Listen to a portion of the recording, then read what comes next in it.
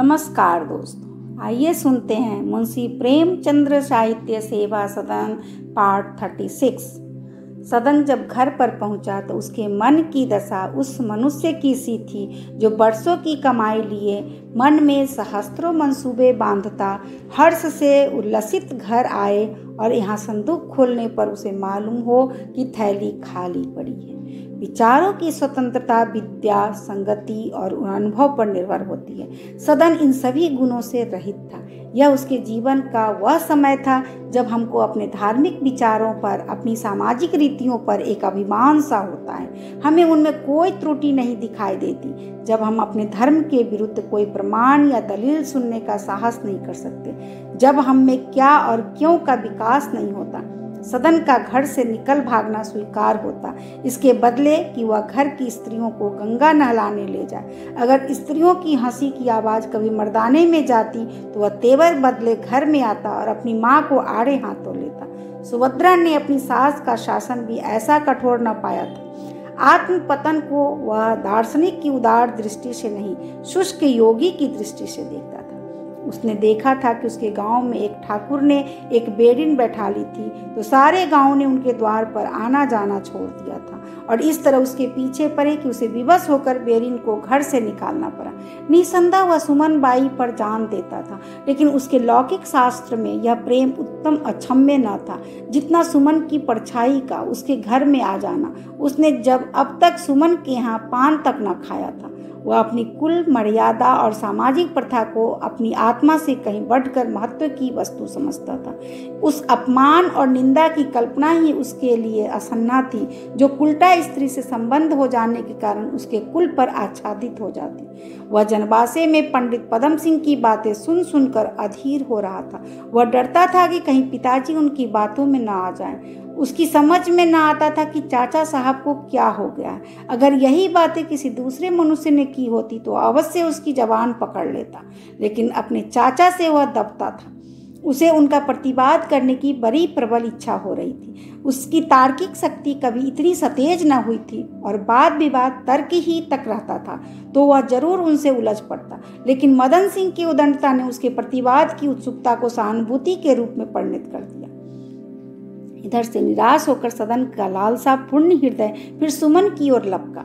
विषय वासना का चस्का पड़ जाने के बाद उसकी प्रेम कल्पना निराधार नहीं रह सकती थी। उसका हृदय एक बार प्रेम दीपक से आलोकित होकर अब अंधकार में नहीं रहना चाहता था। वह पदम सिंह के साथ ही काशी चला आया, किंतु यहाँ आकर वह एक बड़ी दुविधा में पड़ गया। उसे संशय होने लगा कि कहीं सुमन बाई को ये सब समाचार मालूम न हो गए हों। वह वहाँ स्वयं तो न रही होगी, लोगों ने उसे अवश्य ही त्याग दिया होगा, लेकिन उसे विवाह की सूचना जरूर दी होगी। ऐसा हुआ होगा तो कदाचित वह मुझसे सीधे मुंह बात भी न करेगी। संभव है वह मेरा तिरस्कार भी करे। लेकिन संध्या होते ही उसने कपड़े बदले, घोड़ा कसवाया और दाल मंडी की ओर चला। प्रेम मिलाप की आनंदपूर्ण कल्पना के सामने से शंकाएं निर्मूल हो गई। वह सोच रहा था कि सुमन मुझसे पहले क्या कहेगी और मैं उसका उत्तर क्या दूंगा। कहीं उसे कुछ न मालूम हो और वह जाते ही प्रेम से मेरे गले लिपट जाए और कहे कि तुम बड़े निठुर हो। इस कल्पना ने उसकी प्रेमाग्नि को और भी भड़काया। उसने घोड़े की एड़ लगाई और क्षण में दाल मंडी के निकट आ पहुंचा। पर जिस प्रकार एक खिलाड़ी लड़का पाठशाला के द्वार पर आकर भीतर जाते हुए डरता है, उसी प्रकार सदन दाल मंडी के सामने आकर ठिठक गया। उसकी प्रेमाकांक्षा मंद हो गई।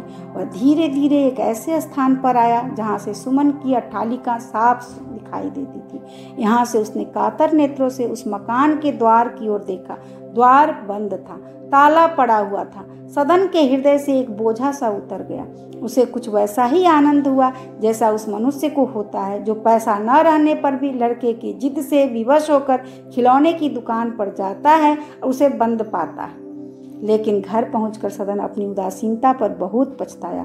वियोग की पीड़ा के साथ साथ उसकी व्यग्रता बढ़ती जाती थी। उसे किसी प्रकार धैर्य न होता था।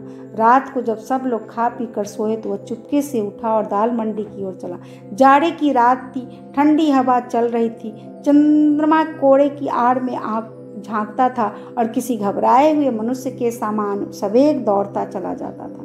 सदन दाल मंडी तक बड़ी तेजी से आया, पर वहां आकर फिर उसके पैर बंद गए। हाथ पैर की तरह उत्साह भी ठंडा पड़ गया। उसे मालूम हुआ कि इस समय वहाँ मेरा आना अत्यंत हास्यास्पद है। सुमन के यहाँ जाऊं तो वह मुझे क्या समझेगी। उसके नौकर आराम से सो रहे होंगे, वहाँ कौन मुझे पूछता है। उसे आश्चर्य होता था कि मैं यहाँ कैसे चला आया, मेरी बुद्धि उस समय कहाँ चली गई। ये तो वह लौट पड़ा। दूसरे दिन संध्या समय वह फिर चला। मन में निश्चय कर लिया था कि अगर सुमन ने मुझे देख लिया और बुलाया तो जाऊंगा, नहीं तो सीधे अपनी राह चला जाऊंगा। उसका मुझे बुलाना ही बतला देगा कि उसका हृदय मेरी तरफ से साफ है।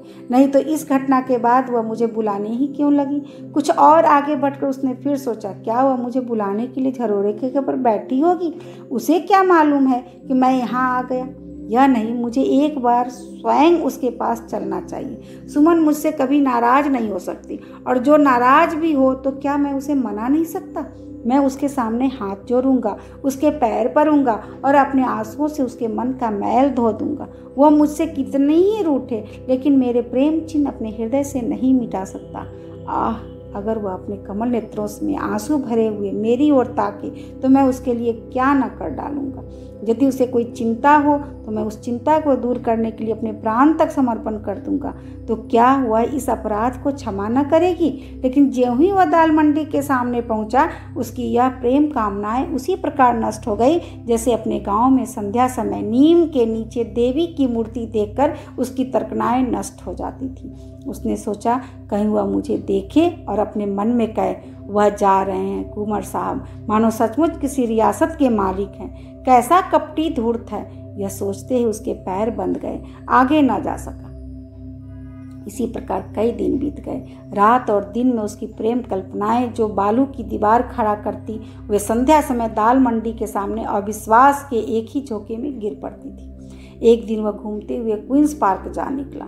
वहाँ एक सामियाना तना हुआ था और लोग बैठे हुए प्रोफेसर रमेश दत्त का प्रभावशाली व्याख्यान सुन रहे थे। सदन घोरे से उतर पड़ा और व्याख्यान सुनने लगा। उसने मन में निश्चय किया कि वास्तव में वेश्याओं से हमारी बड़ी हानि हो रही है। ये समाज के लिए हलाहल के तुल्य है। मैं बहुत बचा, नहीं तो कहीं का न रहता। इन्हें अवश्य शहर से बाहर निकाल देना चाहिए। यदि ये बाजार में न होती तो मैं सुमन बाई के जाल में कभी न फंसता। दूसरे दिन वह फिर क्वींस पार्क की तरफ गया। आज वहाँ मुंशी अबुलफा का भावपूर्ण ललित व्याख्यान हो रहा था। सदन ने उसे ध्यान से सुना। उसने विचार किया, निसंदेह वेश्याओं से हमारा उपकार होता है। सच तो है, ये ना हो तो हमारे देवताओं की स्तुति करने वाला भी कोई न रहे। यह भी ठीक ही कहा कि वेश्यागृह ही वह स्थान है जहाँ हिंदू मुसलमान दिल खोल कर मिलते हैं, जहाँ द्वेष का वास नहीं है, जहाँ हम जीवन संग्राम से विश्राम लेने के लिए अपने हृदय के शोक और दुख भुलाने के लिए शरण लिया करते हैं। अवश्य ही उन्हें शहर से निकाल देना उन्हीं पर नहीं वरन सारे समाज पर घोर अत्याचार होगा। कई दिन के बाद यह विचार फिर पलटा खा गया। यह क्रम बंद न होता था। सदन में स्वच्छंद विचार की योग्यता न थी। वह किसी विषय के दोष और गुण तौलने और परखने की सामर्थ्य न रखता था। यह तो प्रत्येक सबल युक्ति उनके विचारों को उलट पुलट देती थी। उसने एक दिन पदम सिंह के व्याख्यान का नोटिस देखा। 3 ही बजे से चलने को तैयारी करने लगा और 4 बजे बेनी बाग में जा पहुंचा। अभी वहां कोई आदमी न था। कुछ लोग फर्श बिछा रहे थे। वह घोड़े से उतर पड़ा और फर्श बिछाने में लोगों की मदद करने लगा। 5 बजते बजते लोग आने लगे और आधे घंटे में वहां हजारों मनुष्य एकत्र हो गए। तब उसने एक फिटन पर पदम सिंह को आते देखा। उसकी छाती धड़कने लगी। पहले रुस्तम भाई ने एक छोटी सी कविता पढ़ी जो इस अवसर के लिए सैयद तेगली ने रची थी। उनके बैठने पर लाला विट्ठल दास खड़े हुए, जबकि उनकी विकृता रूखी थी। न कहीं भाषण लालित्य का पता था, न कटाक्षों का, पर लोग उनकी बातों को बड़े ध्यान से सुनते रहे। उनके निस्वार्थ सार्वजनिक कृत्यों के कारण उन पर जनता की बड़ी श्रद्धा थी। उनकी रूखी बातों को लोग ऐसे चाव से सुनते थे जैसे प्यासा मनुष्य पानी पीता है। उनके पानी के सामने दूसरों की शरबत फीका पड़ जाता था। अंत में पदम सिंह उठे। सदन के हृदय में गुदगुदी सी होने लगी, मानो कोई असाधारण बात होने वाली है। व्याख्यान अत्यंत रोचक और करुणा से परिपूर्ण था। भाषा की सरलता और सरसता मन को मोहती थी। बीच बीच में उनके शब्द ऐसे भावपूर्ण हो जाते कि सदन के रोए खड़े हो जाते थे। वह कह रहे थे कि हमने वेश्याओं को शहर के बाहर रखने का प्रस्ताव इसलिए नहीं किया कि हमें उनसे घृणा है। हमें उनसे घृणा करने का कोई अधिकार नहीं है। यह उनके साथ घोर अन्याय होगा। यह हमारी ही कुवासनाएं, हमारे ही सामाजिक अत्याचार, हमारी ही कुप्रथाएं हैं जिन्होंने वेश्याओं का रूप धारण किया है। यह दाल मंडी हमारे जीवन की कलुषित प्रतिबिंब, हमारे ही पैशाचिक अधर्म का साक्षात स्वरूप है। हम किस मुंह से उनसे घृणा करें? उनकी अवस्था बहुत शोचनीय है। हमारा कर्तव्य है कि हम उन्हें सुमार्ग पर लाएं, उनके जीवन को सुधारें, और यह तभी हो सकता है जब वे शहर से बाहर दुर्व्यसनों से दूर रहें। हमारे सामाजिक दुराचार अग्नि के समान है और अभागिन रमणियां तृण के समान। अगर अग्नि को शांत करना चाहते हैं तो तृण को उनसे दूर कीजिए, तब अग्नि आप ही आप शांत हो जाएगी। सदन तन्मय होकर इस व्याख्यान को सुनता रहा। जब उसके पास वाले मनुष्य व्याख्यान की प्रशंसा करते या बीच बीच में करतल ध्वनि होने लगती तो सदन का हृदय गदगद हो जाता था। लेकिन उसे यह देखकर आश्चर्य होता था कि श्रोतागण एक एक करके उठे चले जाते हैं। उनमें अधिकांश वे लोग थे जो वेश्याओं की निंदा और वेश्यागामियों पर चूपने वाली चुटकियां सुनने आए थे। उन्हें पदम सिंह की यह उदारता असंगत सी जान पड़ती थी।